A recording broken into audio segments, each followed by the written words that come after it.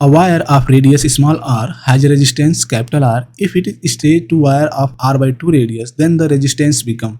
देखिए question simple है, थोड़ा समझ लीजिए कि एक वायर है, वायर का रेडियस r है और उसे स्ट्रेच किया, यानी तो उसकी जो रेडियस है क्या हो गई, r by 2 हो गई। तो सिंपल वॉल्यूम तो हमारा चेंज नहीं हुआ, जो वॉल्यूम पहले था वही वॉल्यूम बाद में है, तो हम वॉल्यूम को इक्वल कर लेंगे, v1 इक्वल टू v2, यानी कि जो वॉल्यूम है वायर का वो हमारा क्या हो जाएगा, सिंपल कांस्टेंट रहेगा। अब चूंकि वायर हमारा सिलेंड्रिकल शेप में होता है तो इसलिए हम वॉल्यूम भी सिलेंड्रिकल लेंगे, तो पाई आर स्क्वायर एल होता है। तो v1 का है तो इसे r1 l1 कर लेंगे हम, सिंपली v2 के लिए पाई are square r2 okay l2 कर लेंगे हम। तो यहाँ से आप देखिए l1 बाई l2 की वैल्यू निकालिए आप, तो r2 square by r1 square, इसको हम r2 बाई r1 का होल स्क्वायर कर सकते हैं।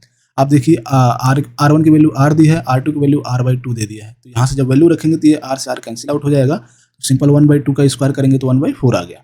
ठीक है, तो आप देखिए रेजिस्टेंस के लिए रो इक्वल टू क्या होता है, रो एल बाई ए होता है। तो हम रिलेशन निकाल लेते हैं, यहाँ पे हम आर देख रहे हैं, आर जो हमारा प्रोपोर्शनल है किसके, जो कैपिटल आर है वो प्रोपोर्शनल है किसके, एल के और ए के। तो सिंपली हम इसे r1 बाई r2 निकालेंगे तो l1 बाई l2 और ये इंटू a2 बाई a1 हो जाएगा। ठीक है, यहाँ से तो कि जो एरिया दिया हुआ है ये हमारा एरिया को डिनोट करता है। तो आप देखिए ये हमारा जब सिलेंडर है ना, ये हमारा सिलेंडर है, ऐसे बनाएंगे तो ठीक है, तो ये तो हमारा एक स्क्वायर वो सर्कल की तरह बन रहा है, बिल्कुल ठीक है, सर्कल बन रहा है ना, तो सर्कल का एरिया रखते हैं हम यहाँ पे।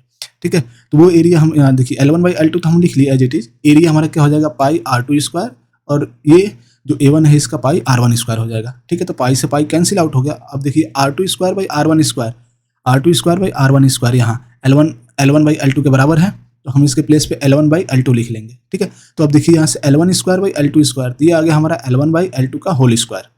ठीक है, तो अब आप क्या कीजिए, इसमें आप यहाँ निकाल रखे हैं l1 बाई l2 की वैल्यू यहाँ निकाला हुआ है 1/4।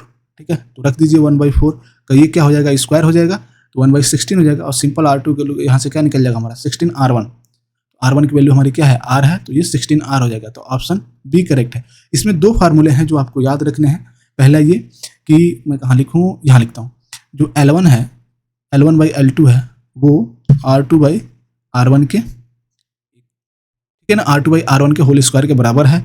और सिमिलरली जो r1 बाई r2 है वो क्या है, l1 बाई l2 के होल स्क्वायर के बराबर है। ये दो इक्वेशन है जो आपको याद रखने।